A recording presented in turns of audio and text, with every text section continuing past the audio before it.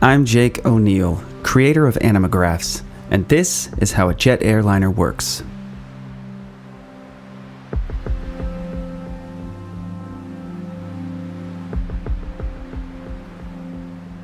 Let's start with the airframe.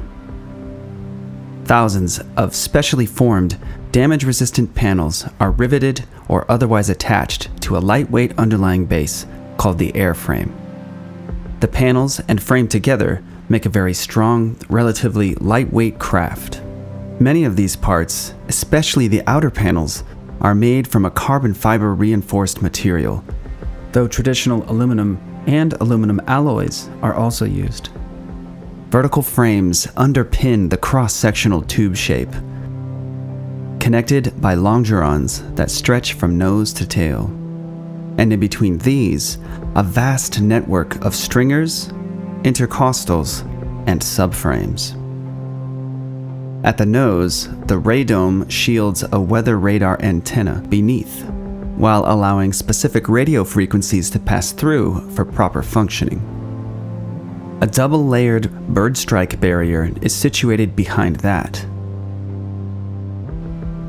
Floor beams attach to frames and support the floor panels. Higher grade panels are used in high traffic areas and the cockpit or flight deck, with lower grade panels beneath passenger seating areas. Pressure bulkheads are reinforced metal barriers that separate pressurized from non-pressurized areas of the plane. Humans are accustomed to about 14 psi of air pressure. Passenger planes generally fly between 31 and 38,000 feet above sea level, where air pressure is a meager 4 psi or lower. As such, most sections of the airplane are pressurized while in flight. These areas include the flight deck and passenger areas, equipment bays, and cargo compartments. Unpressurized areas are the radome, landing gear bays, the center wing box, and the tail cone. The wings attach near the center of the aircraft. A center wing box ties wing frames together with the fuselage. The keel beam offers additional support. A wing-to-body fairing attaches to the keel beam and a pair of external longerons to enclose and further strengthen this critical wing attach point. Sturdy yet flexible spars stretch from the center wing box to the wing tip, one at the leading edge and one at the trailing edge of the wing. A pylon juts out from the wing frame to support the jet engine. Titanium links extend from the wing to the pylon, and tension bolts mate aluminum and titanium plates for an incredibly strong and flexible connection. Moving to the rear or aft of the plane, we see the vertical and horizontal stabilizers with their additional frame supports, and the tail cone, which houses the auxiliary power unit or APU.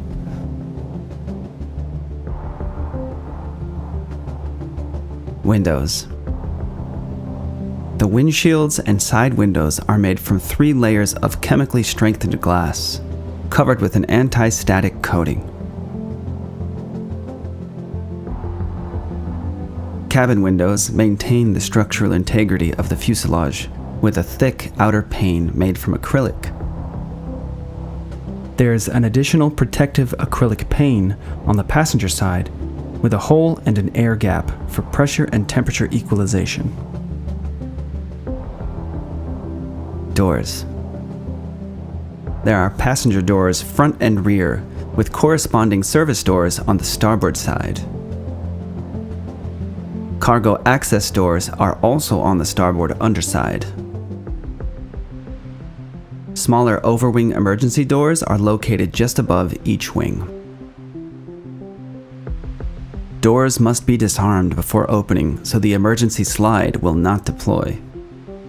An overpressure light, visible from the inside and outside the door, indicates whether the pressure differential would permit safe opening. A vent panel enables pressure equalization. Turning the interior latch handle allows the door to be opened. There's also an externally accessible door latch. The door rides on a hinge arm to swing out and away from the plane body, with stabilizer bars to guide its path.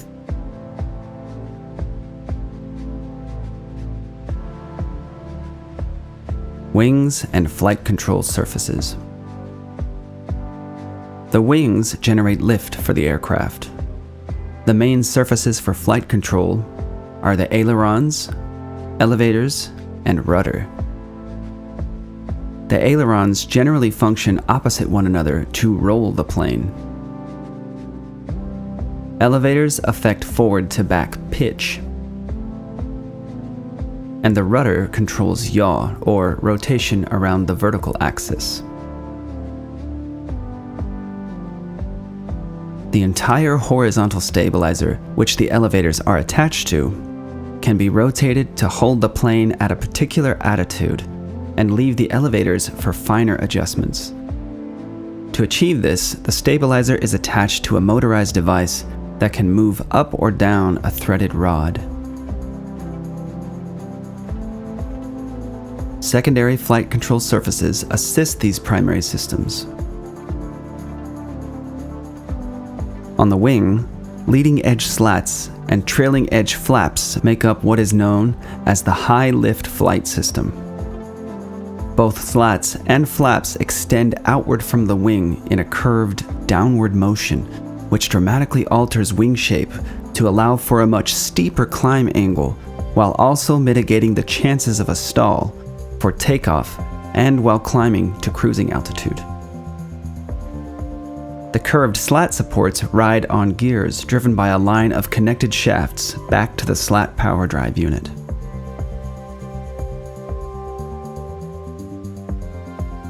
For the flaps, a flap carriage rolls outwards driven by its actuator arm as the supporting flap track beam lowers. A row of multifunction spoilers is situated at the wing's trailing edge to assist the ailerons with roll control. Special ground spoilers near the fuselage operate in sync for a lift dumping effect, creating downforce during landing to effectively stick the plane to the runway, slow the plane down, and put weight on the wheels for wheel braking. Along the wingtip and winglet, there are static dischargers, which are flexible metal rods that discharge built-up static electricity that builds from friction as the plane travels through the air.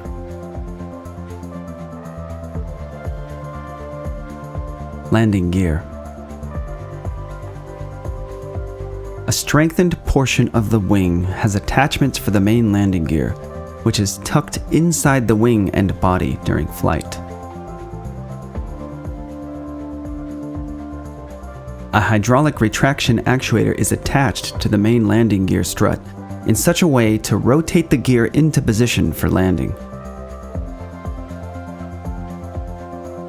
Bearing doors pivot with the rotating action. When the landing gear is fully deployed, a hinged side brace and locking stay with its own actuator keep landing gear locked firmly in place. These components unlock and fold with the landing gear for stowing. The nitrogen and oil-filled struts also act as shock absorbers during landing, with an attached hydraulic shimmy damper to reduce shimmy or shaking that occurs while under extreme landing forces. There's a heavy-duty carbon brake stack in each wheel. Rotors match with keys on the inside of the wheel so they rotate together. Stators are keyed to the axle and are stationary. During braking, electrically driven pistons compress the stack, and the resulting friction slows the plane down.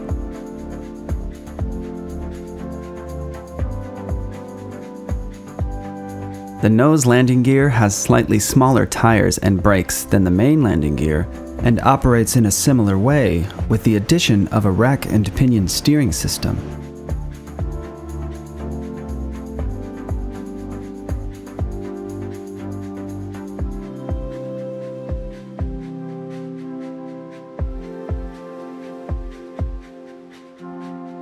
engines. Animagraphs already has an existing video about the inner workings of a jet engine. So for this video, we'll focus on the engine's relationship to airplane function overall. The rear of the engine case or cowling houses the thrust reverser assembly, which reverses fan thrust to slow the plane down just after touchdown, reducing wear to other landing parts and allowing shorter landing distances. The cowling exterior is a translating sleeve that moves backwards, pulling a ring of connected flaps into an angled position to block and reverse the normal path of thrust.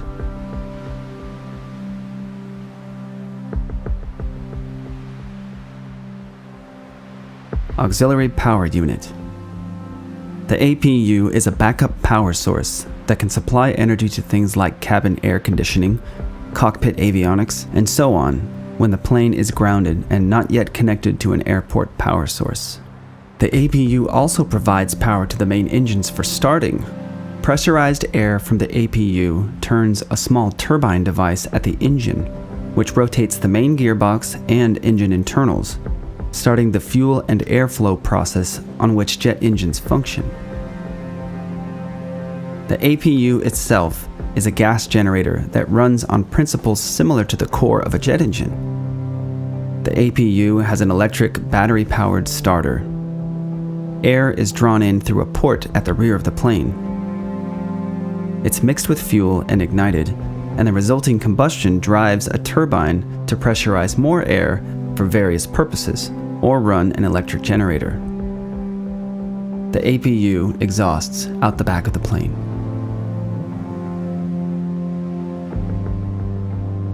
Fuel. The center box and most of the internal wing area form a giant system of fuel tanks. The main containers are the left, center, and right fuel tanks. This plane can hold a maximum 5,681 gallons of fuel, weighing in at 38,350 pounds. The same ribs that provide wing structure become baffles with cutouts that let the fuel travel through the tank but also avoid excessive sloshing. Fuel enters through a port in one wing. A refuel-defuel panel in the wing-to-body fairing controls the fueling process and also shows fuel levels. Shutoff valves automatically open and close to ensure tanks are evenly filled. To greatly reduce fire risk, normal air in fuel tanks is replaced with nitrogen-rich air after refueling is complete. Bleed air valves on the main engines siphon off pressurized air, which is then cooled and passed through an air separation module to remove some of the oxygen, leaving a more nitrogen-rich product, which is then pumped into the fuel tanks. Surge tanks at the end of each wing act as vents for the main and center tanks, and have a NACA-style scoop that forces air into the tanks during flight, keeping positive pressure on the fuel system while allowing pressure changes depending on the elevation of the plane and the temperature of the fuel. These scoops also allow air to escape from the system during refueling. One-way flapper valves allow fuel to flow back into the main tanks, but not in reverse. The main fuel pump is located inside the jet engine casing, attached to a gearbox which is powered by the jet engine. Smaller collector tanks in each wing remain constantly full to provide uninterrupted fuel supply to the engine. To accomplish this, many supporting fuel pumps work to transfer fuel as necessary from the center and wing tanks. These pumps, called motive flow pumps, work by pressure alone, without moving mechanical parts, for simplicity and reliability. Fuel from the engine-mounted main pump flows through a nozzle into a narrowing tube, creating lower pressure in the chamber behind the nozzle, which sucks up fuel into the stream. Electrical boost pumps in each wing can act as a backup if other pumps fail. During normal operation, motive flow pumps transfer fuel from the center tank to main wing tanks, to collector tanks, and then to the engine.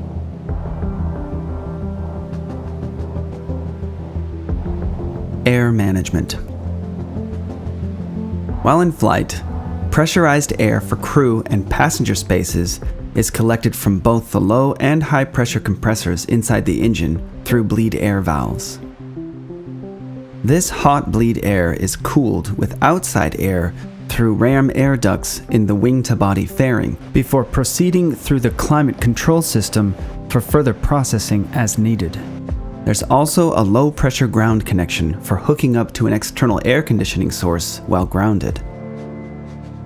A network of air outlet tubes connects the system to cabin controls above each seat and in other areas of the plane.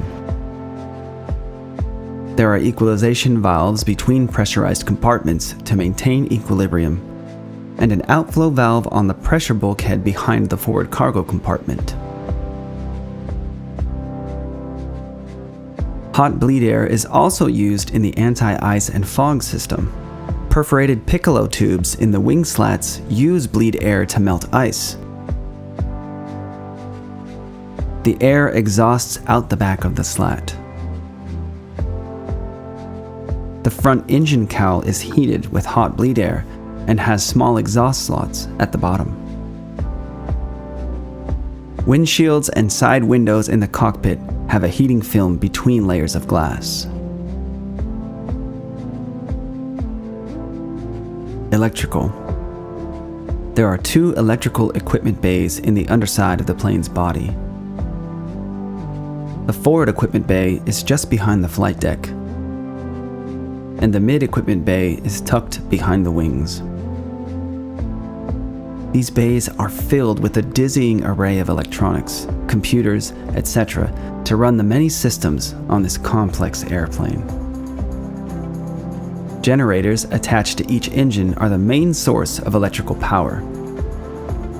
The APU can provide backup power.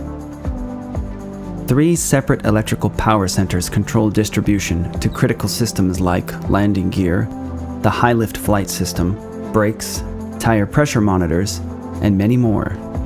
There are 2 primary flight control computers in the forward equipment bay, with backup alternate flight computers in the mid-equipment bay.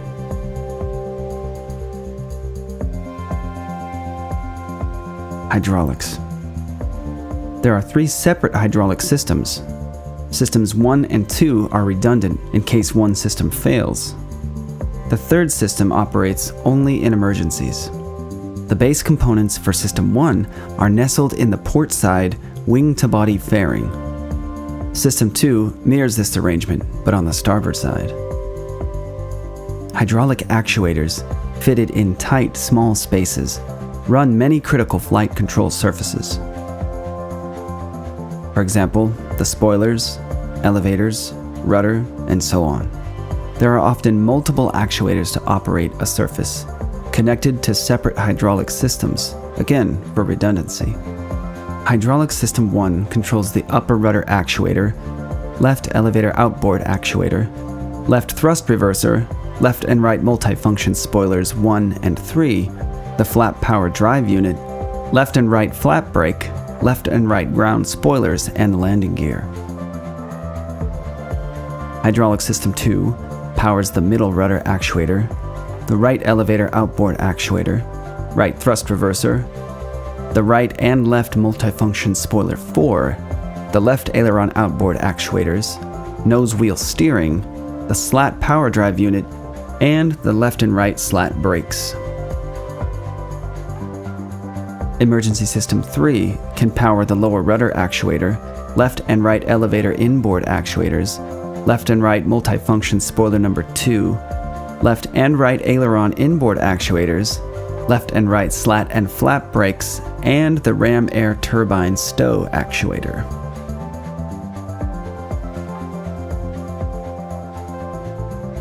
Water and waste.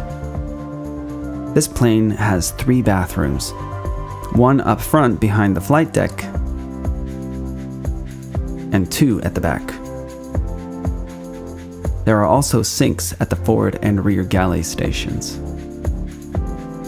Pumps pull water from a 42-gallon tank anchored under the rear floor panels. A heated blanket and heated water lines keep the water from freezing.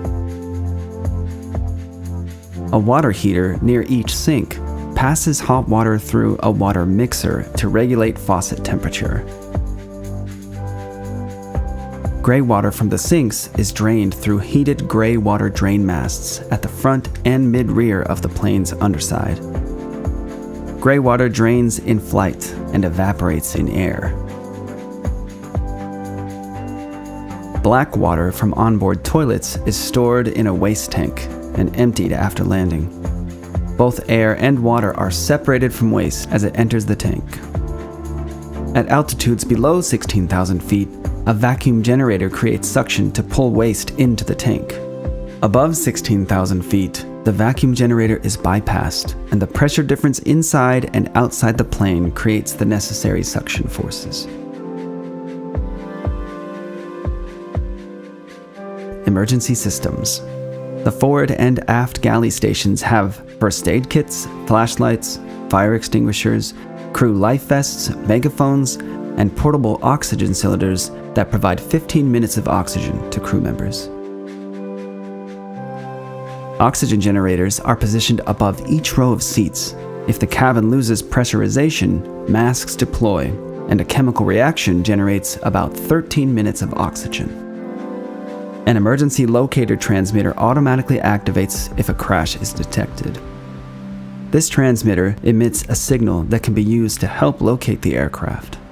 An aircraft identification module provides the location transmitter with aircraft-specific data. Door-mounted slides are packed into a bottom compartment in each passenger and service door. A lever in the door arms the slides so that it will deploy when the door is opened by attaching itself to the door sill and deflating. The overwing emergency exit doors are always armed, and an escape slide will deploy from a special compartment near the rear of the wing when the door is opened. In the event of full electrical power failure, a ram air turbine, or RAT, deploys automatically and works like a tiny windmill, using the plane's movement through the air to generate emergency electrical power. RAT power keeps emergency and landing gear systems active and provides power to emergency hydraulic system number 3. There are temperature-sensitive fire detection loops around each engine and the APU with spherical fire extinguishing bottles nearby. The equipment bays have smoke detectors, and cargo compartments have smoke detectors and fire extinguishing bottles. A flight data recorder monitors and records the last 50 hours of operational data and can hold 25 hours in its crash survivable memory unit. It has an underwater locator beacon that emits a signal for 90 days.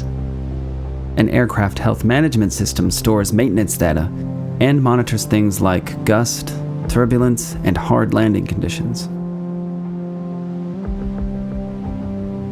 Crew areas. There are front and rear galley areas with folding crew seats. The flight deck door is made of sturdy materials and has a bulletproof insert with a bullet-resistant peephole to the passenger cabin. The door latch prevents opening when pressure is applied from the passenger side. A keypad allows flight attendants to request entry into the flight deck. There's an override code for emergency access. Surveillance cameras monitor the area just outside the flight deck door. Stay tuned to the Animagraphs channel, as we'll be producing a companion video to this one covering the staggeringly detailed flight deck in full. External lighting and antennas. Navigation lights for aircraft visibility are installed in pairs in case a bulb burns out, with green lights on the right wingtip, red lights on the left, and white lights at the tail. Red flashing beacon lights and white strobe lights help aircraft avoid colliding with one another. There are flood lamps to illuminate the airplane logo and side lamps for wing inspections while on the ground. Lights on the left and right wing-to-body fairing and on the nose landing gear illuminate the runway during takeoff and landing. Taxi lights illuminate the area around the airplane while on the ground. The weather radar antenna performs multiple radar scans at different tilt angles. Antennas line the fuselage for things like radio communication to ground stations, collision avoidance and air traffic surveillance, GPS, a Ku band antenna for internet access, and more.